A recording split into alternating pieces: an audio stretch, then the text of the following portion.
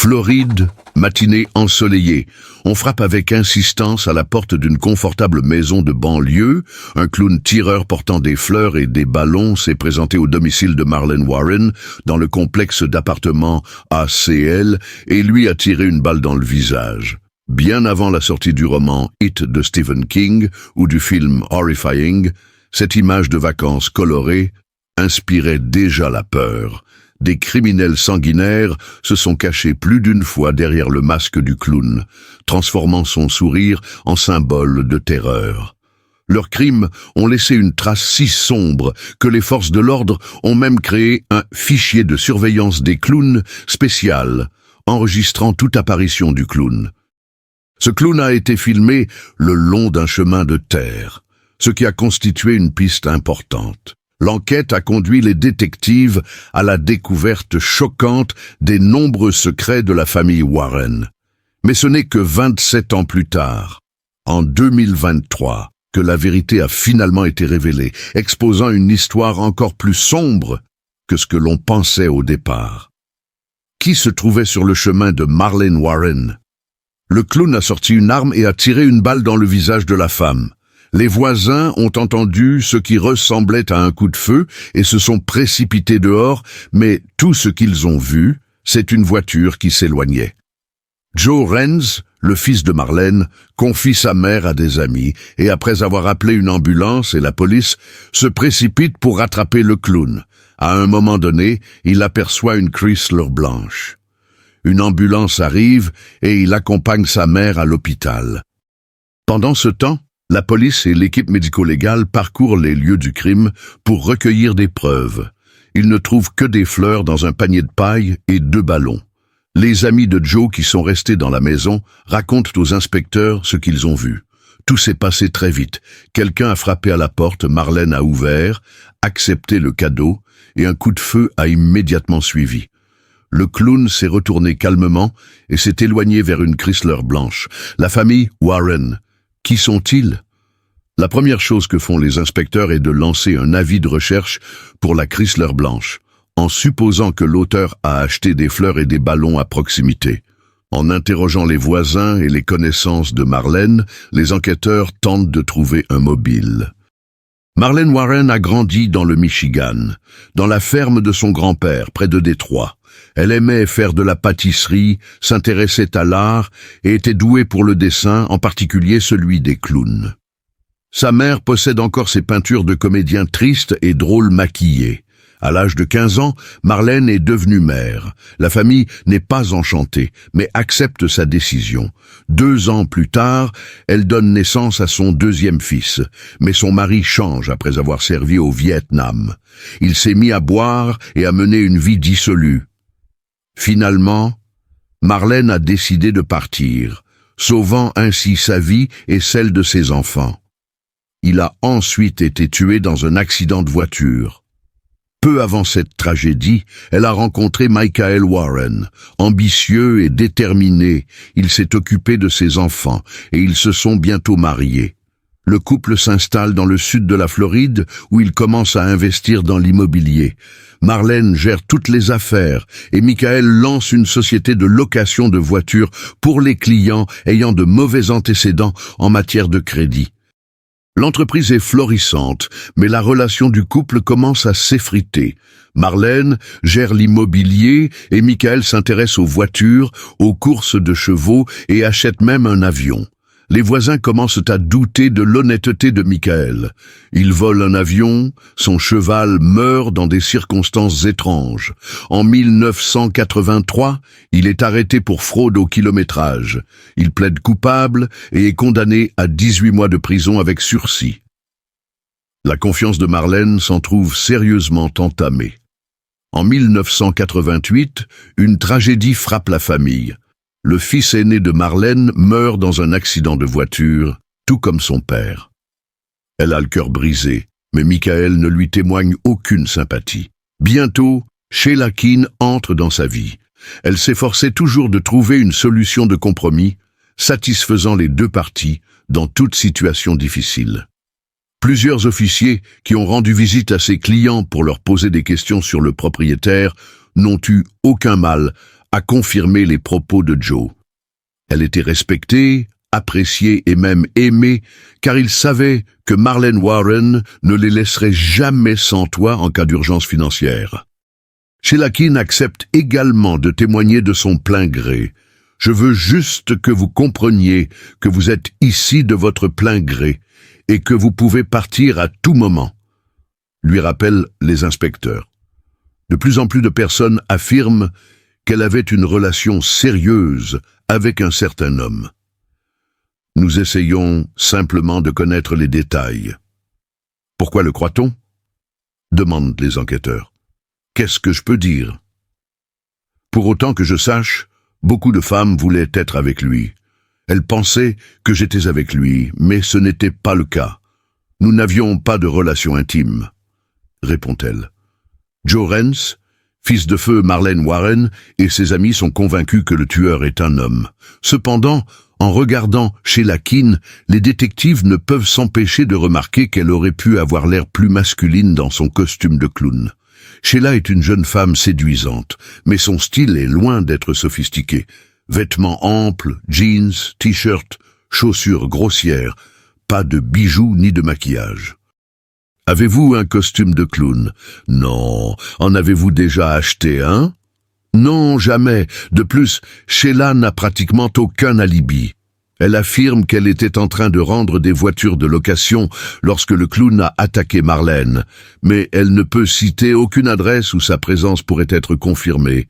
Les soupçons ne suffisent pas pour procéder à une arrestation.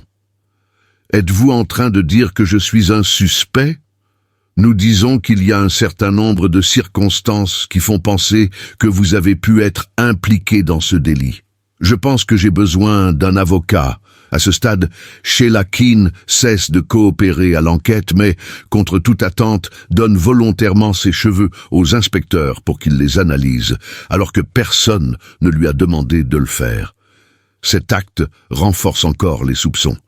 Michael Warren attire également l'attention des enquêteurs, mais il dispose d'un alibi en béton, confirmé par des compagnons de route. Mais qui est Sheila Keene? Sheila a grandi dans le centre rural de la Floride, pas dans les zones de plage habituelles, mais dans des zones occupées par des ranchs de bétail. Elle était forte et séduisante, mais dès son plus jeune âge, elle n'a pas respecté la loi, avec plusieurs condamnations pour vol à son actif. Après avoir obtenu son diplôme de fin d'études secondaires, elle commence à fréquenter un homme qui a 2 décennies de plus qu'elle et l'épouse bientôt, devenant ainsi Sheila Keene. Son mari est un ancien membre du Ku Klux Klan, mais il n'est pas le premier homme adulte de sa vie. Dès son plus jeune âge, elle recherche ceux qui peuvent lui assurer une existence confortable.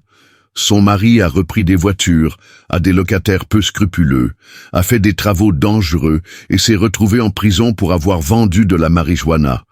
Pour se rapprocher de lui, Sheila déménage en Géorgie. Après sa libération, ils retournent en Floride, où elle rencontre Michael Warren et commence à travailler pour son entreprise aux côtés de son mari. Parfois, la force brute ne suffit pas à récupérer les voitures, et Sheila fait preuve de ruse. Des rumeurs circulent parmi les employés de Barnes Motors sur ses méthodes. Elle s'habille de manière provocante, séduit un client, l'amène au motel, puis, alors qu'il est sans défense, sort un pistolet. À ce moment-là, son mari et Michael Warren faisaient irruption dans la chambre, et le client, terrifié, lui remettait consciencieusement les clés de la voiture. Les employés de l'entreprise ont discuté de cette histoire encore et encore, ne comprenant pas pourquoi elle prenait un tel risque avec des hommes armés autour d'elle. Sheila voulait peut-être impressionner Michael. 2 ans après ces événements, elle divorce, loue un appartement près de son lieu de travail et se rapproche de son patron. Les habitants parlent d'elle en bien, mais notent qu'elle a un mari très amical et sociable. Il s'avère que Michael Warren passe tellement de temps avec Sheila que son entourage le prend pour son époux.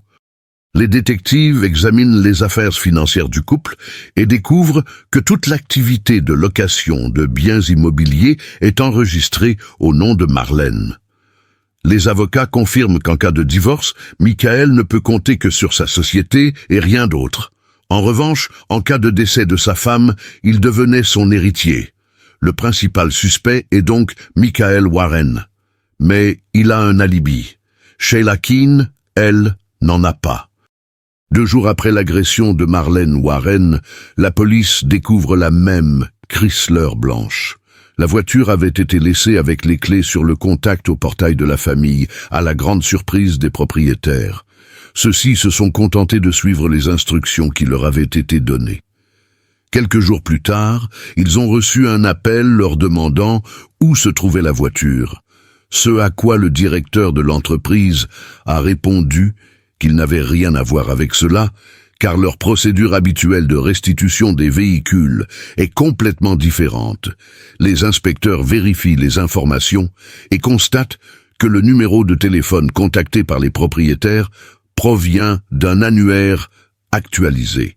Après enquête, ils découvrent la source de la confusion, l'annonce de Michael Warren.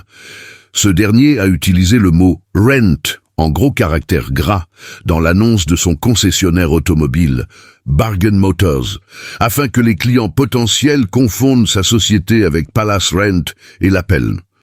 Une vérification plus poussée révèle que l'appel a été pris par un employé de Bargain Motors qui a trompé les locataires et récupéré la voiture. Cependant, son sort reste inconnu. Soupçonnant Michael Warren d'avoir utilisé la voiture à des fins criminelles ou de l'avoir transmise à un complice, les enquêteurs s'intéressent à son entourage. L'un des employés de la concession était au travail ce jour-là et ne pouvait pas faire le clown. À l'intérieur de la Chrysler, les enquêteurs trouvent de longs cheveux noirs et des fibres artificielles de couleur orange et jaune qui rappellent celles utilisées pour la fabrication de perruques bouclées. Parallèlement, les enquêteurs cherchent à savoir où ont été achetés le costume de clown, les fleurs et les ballons. Les employés du magasin Spotlight se souviennent que le soir du 24 mai, une femme est entrée juste avant la fermeture. Elle a insisté pour acheter d'urgence un costume alors que le magasin fermait déjà. Selon la description du personnel, la cliente mesurait environ 175 cm, avait des yeux bruns et de longs cheveux bruns. Elle portait un jean et une chemise d'homme, et son apparence était plutôt androgyne. Si elle avait porté un chapeau et caché ses cheveux, il aurait été difficile de déterminer son sexe. Les inspecteurs se rendent à nouveau à Spotlight avec des photos des suspects. Les employés du magasin n'hésitent pas à montrer une photo de Sheila Keene. Un autre indice important est constitué par les ballons que le clown tireur a remis à Marlene. Une vérification dans de nombreux magasins révèle que de tels ballons n'étaient vendus que dans un seul supermarché, Publix, situé à seulement 1 kilomètre de la maison de Sheila. Il n'y avait pas de caméra vidéo dans le magasin, mais l'un des employés reconnaît Keene sur une photo. La police scientifique réexamine les preuves trouvées dans la voiture du clown. Les cheveux trouvés dans la voiture appartiennent à Sheila. Les fibres trouvées dans la voiture et dans sa maison sont identiques en termes de composition, de texture et de couleur. Ils testent également un cheveu pris dans un ruban de ballon. Il a été négligé lors du premier examen, mais il a été découvert et confirmé comme étant également celui de Sheila. À ce moment-là, les époux Warren vivent dans un autre État où ils ont ouvert un restaurant rapide appelé Vache Pourpre. Leurs voisins affirment que le couple avait l'air heureux et amoureux. Cependant, le 26 septembre 2017, alors qu'ils rentrent chez eux, ils tombent dans une embuscade tendue par la police. Sheila est arrêtée car elle est soupçonnée d'un meurtre commis il y a 27 ans. La femme ne pose pas de questions, une seule chose l'intéresse. Vont-ils aussi arrêter Michael? Le procès Sheila Keene Warren est accusé de meurtre au premier degré avec une arme à feu. Le procureur Aaron Berg demande qu'aucune caution ne soit fixée et déclare son intention de requérir la peine de mort. Preuve principale, comparaison des fibres d'une perruque trouvée sur les lieux du crime avec une perruque achetée par Sheila. Les fibres de la moquette de la voiture du clown correspondent aux moquettes du domicile du suspect. Les cheveux trouvés dans le ballon appartiennent à Sheila. Néanmoins, la procédure traîne en longueur. La pandémie de Covid, les lenteurs bureaucratiques et l'apparition de nouveaux matériaux retardent les réunions. En 2022, il s'avère que la police a accidentellement rangé le dossier « Observation de clown » dans une boîte contenant les dossiers de Michael Warren. Les avocats bénéficient d'un délai supplémentaire pour étudier les nouvelles données. Le dernier mot, la mère de Marlène Warren, est décédée en mars 2023 sans que justice ait été rendue. Michael Warren n'a jamais été accusé d'avoir organisé le meurtre. Il continue d'affirmer qu'il n'a rien à voir avec la mort de son ex-femme. C'est la loi. Cependant, l'inspecteur Paige McCain, le procureur Aaron Berg et la famille de Marlène se consolent en se disant que l'affaire a enfin trouvé sa conclusion logique.